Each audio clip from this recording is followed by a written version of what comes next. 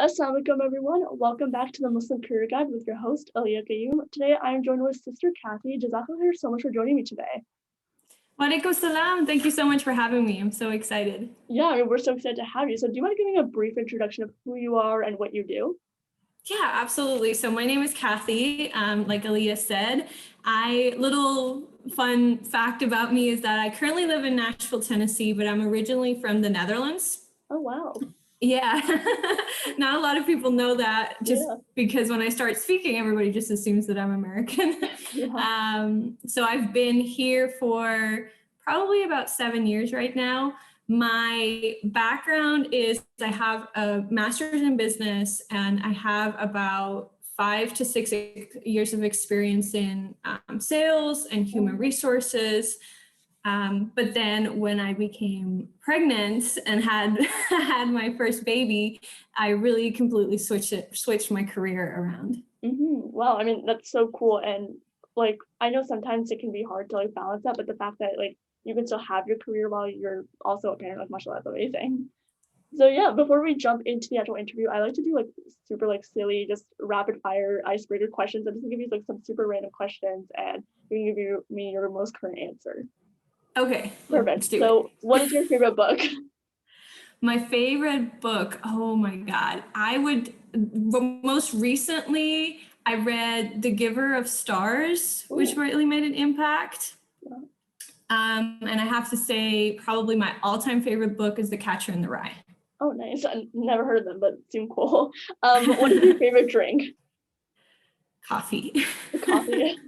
I feel like it's a favorite one for a lot of people. But favorite movie?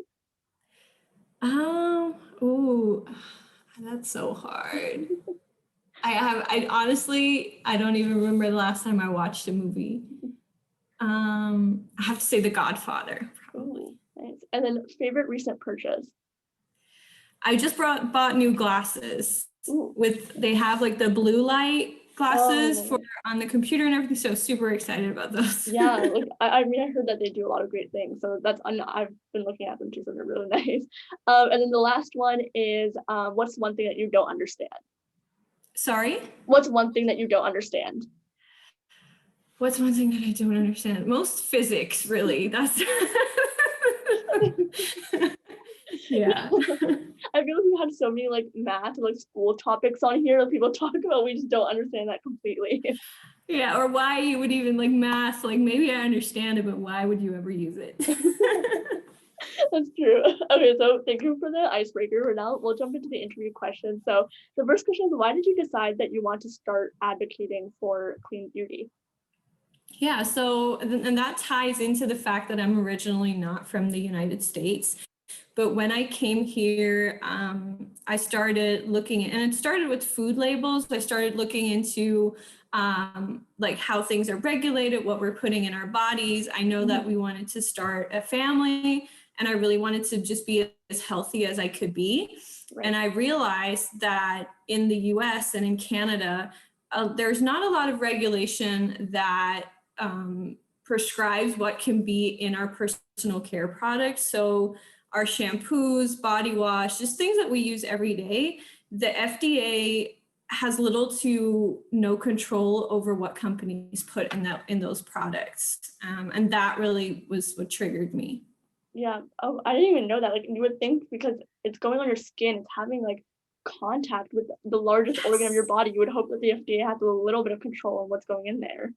Yeah, and the easiest way to look at it is, so I think it was romaine lettuce a little while ago, they found E. coli or some sort of bacteria in romaine lettuce. The FDA can immediately pinpoint which grocery stores, they can pull it all back, everybody's freaking out, but something can be done. With beauty products, there are ingredients in these shampoos, body wash, deodorant that we know are causing harm to our body, but the FDA has no power to call up the drugstore and pull it off the shelves. Right. And I think one thing is that we think that all of these like dangerous products are overseas and like in other countries, but it's also very common here and like in the US and everything like that. Absolutely. Yeah. And when did you start working for the Beauty Corner as a consultant? So I started about a little over a year and a half ago now. Yeah, my little girl was 4 or 5 months. Oh, Yeah. gotcha, yeah. And like, did you, I guess, do you do this online, especially during the pandemic, or is consulting really in person and through stores? So the good thing about this is that you can really build the business however you want it Right. to like happen. At first, it was a lot of just talking to friends and people around me. So I started at the end of 2019, and then 6 months later, the world shut down and we weren't seeing people anymore. Yeah. So that's when we really, as a whole company, but on as consultants as well, we really just pivoted to online and doing a lot of things over Zoom. But yeah, you really work within your own community in this business, and I think that's very powerful as well. And did you find it harder when you shifted over online, or did you actually like it better? It was it was super awkward in the beginning. If I look back at those first videos of me just like coming on Instagram or just recording like something on Facebook, Yeah. I can't even look at myself. It's horrible, but you learn so much just by putting yourself out there that right now it's a lot of fun, but in the beginning it was it was awkward. Right. I think that was probably the case for a lot of people when trying to shift over to Zoom for any work thing. Yes. And you have a lot of different types of content that relate to clean beauty, like on social media, because you're obviously an advocate for it. So, how did you decide what and when you're going to post something and have a specific topic for that post? I so I probably should have more of a strategy than I have. But since this is with me, it's cleaning products, it's what I eat, it's just things that we purchase, the clothes. Last year I did a whole year of buying secondhand. So because it's my day-to-day life, I don't really plan things out as much. It's more like, oh, we're going outside in the sun today, let's talk about sunscreen, or oh, I'm having a dinner party, let's talk about lip gloss. So it's really very like organic, just what happens throughout my day, that's what I share. Right. And I think like it's also very authentic, and that people are more drawn towards, and that's like the most common thing. They want people to be more authentic. So it's cool how you almost bring people along your day almost. Yeah, that's what inshallah, that's what I hope I do. Yeah. Yeah. Yeah. And can you briefly go over like the research that you have to go through before making any sort of informational post or just any sort of information that you give out on the internet? Yeah, so the good thing and the thing that drew me to Beauty Counter is that we are first and foremost a science-based company. There are a lot of natural companies or natural beauty products out there, and I'm not saying that they're like bad for you. A lot of the times they're great for your health, but do they really work for your skin? So with Beauty Counter, we have a lot of support when it comes to the research and the science that's out there. And that's my background too. I've always been a research like person, and I go down the rabbit hole and I want to know everything. So this company really gives me the knowledge and the background to not just be like, oh, don't touch that, that's going to give you cancer, because that's not that's not what we want to do. We don't want to scare people into buying different products. We want to show you what the years of research and the body of research that's out there, what it shows. And I think we do a really good job in bringing that nuance and not just trying to scare people. Yeah, that's important because I think that's like a common thing, because I mean ingredients can be very harmful and severe, but like if you're making claims that are not backed in science, like that's a huge issue. Like it's just a problem. Yeah. And then people are just gonna be like, oh, but everything gives you cancer, so why should I even bother? Exactly. It'll just be like so repetitive, no one cares. But yeah, how can someone become an advocate on social media? So like with this question, like how do you, I guess, start posting on social media to start saying that you are an advocate for maybe any area in just, I guess, topic or concept?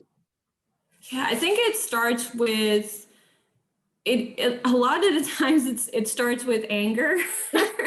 That you find something that's just like makes you mad and you see an injustice. Yeah. there are basically two things that I see. So with me, it was really I saw an injustice. I saw something that wasn't right and that needed to be fixed. Or you run into a health concern, or you're going through something bad, and that brings you to the other side as an advocate. But really anything that you're passionate about, and that I always say everyone has a voice, even if you reach. When I started, I was telling my husband, if I can reach 5 people, that's like, alhamdulillah, then 5 people have changed their minds. So everyone has influence, everyone can make an impact. Yeah, they can. That's really like important to keep in mind. And like speaking of, you help women like, and sometimes even men, like switch over to clean products. And sometimes that can be hard to convince someone, because some people be like, I don't care, like whatever. So how do you go through like the convincing of someone wanting to care, like making someone care about clean beauty? So I try to stay away from the you have to or you need to do this. Yeah. One thing that I've learned, and even with some of my closest friends, like it takes people, and this is what I remember from my sales background, it sometimes takes somebody 12 interactions for them to change their mind. And that could be with anything that you're trying to tell them. You can say carrots are good for you, but you might have to tell them that 10 times before they realize, oh yeah, maybe I should eat a carrot. So it's really about just constantly showing up, constantly providing that information and that value, but not doing it and that's the same with making dawah, right? When we're talking about our religion, you can't be like, oh, if you don't believe in God, you're going to go to hell. Like you can't do that. You can't do that. You have to be gentle. You have to just show up with your actions and bring people along. And maybe it will take them a year or however long. But I think that's very important. If you start being like, you have to do this, or you can't do this, then you lose a lot of people. Yeah, they're gonna think that they're being scolded and like looked down upon it. And I didn't ever really relate this advocacy to dawah, which makes a lot of sense, because it's true. It's like, and we know this from the Prophet Muhammad Sallallahu Alaihi Wasallam, like he didn't like force it upon anyone. He just shared, and then he also showed with his actions. And so like that's what ended up converting a lot of people. So I never even thought about that point. So that's really cool. Yeah, I try to, especially when talking to my team and the girls that work with me, I really try to kind of see the parallels, because a lot of the girls on my team are Muslim, and we're taught in our faith that we need to take care of, we're stewards of the world, we're stewards of our body. So in a lot of ways, I do see parallels between what we're doing. It might seem insignificant at times with everything that's going on in the world, but I do feel an example with the work that we're doing for both our faith and just the movement that we're supporting. Right, 100%. And you just mentioned that like you're part of a team, especially majority Muslim women. Like, what is it like working with a team for like clean beauty and just in the beauty industry? And what are some of the things that you do to, I guess, when working together? Yeah, so the funny thing is the team, so we have multiple teams in our organization. The team that I joined, I think I was the second Muslim to join the company. So I do feel like we're still very much a minority, but I am making it my mission to bring as many Muslim women to the movement as I can, just because I feel it's so important to be represented in a company, but it's also just so like I want all my sisters to be healthy and happy. So with my team, I'm very intentional and of course, like you don't have to be Muslim to be like a part of my team, but I'm very intentional in reaching out to sisters and trying to create that inclusivity.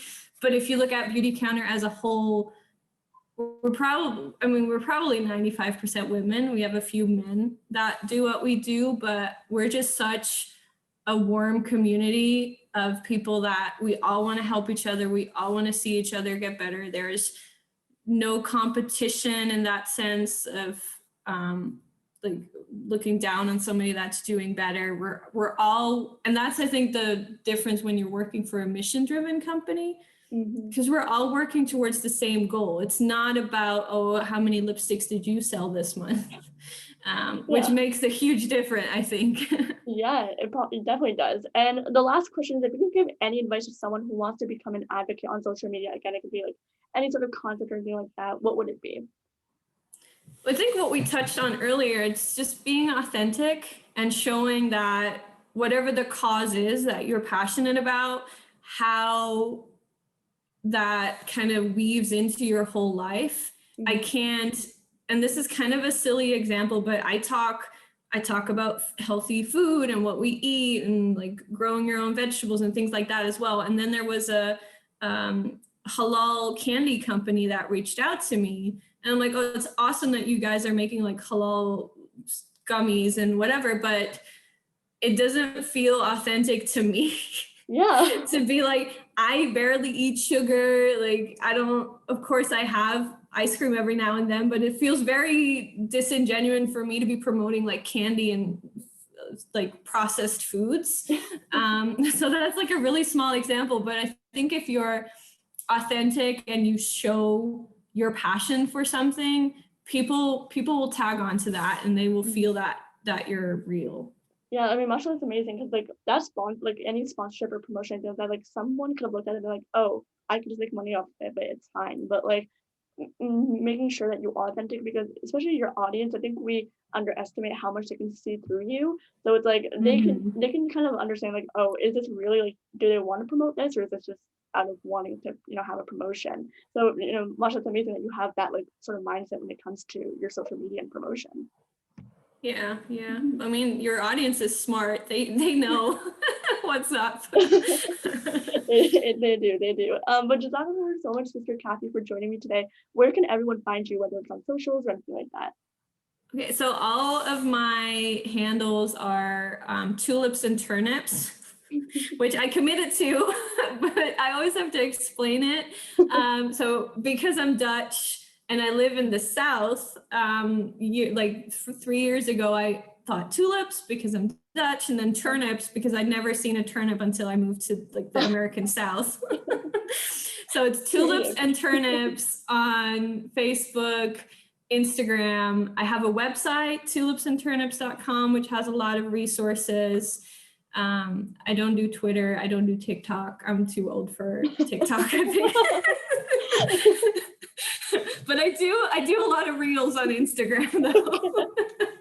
I mean, that's like the queen of TikTok, so it's fine. Yeah, it's the same thing, right? Yeah, well, perfect. Thank you so much for all those links. We'll leave them in the description box down below, along with Syndicamp's links. And inshallah, we will see you all next Thursday. Assalamu alaikum.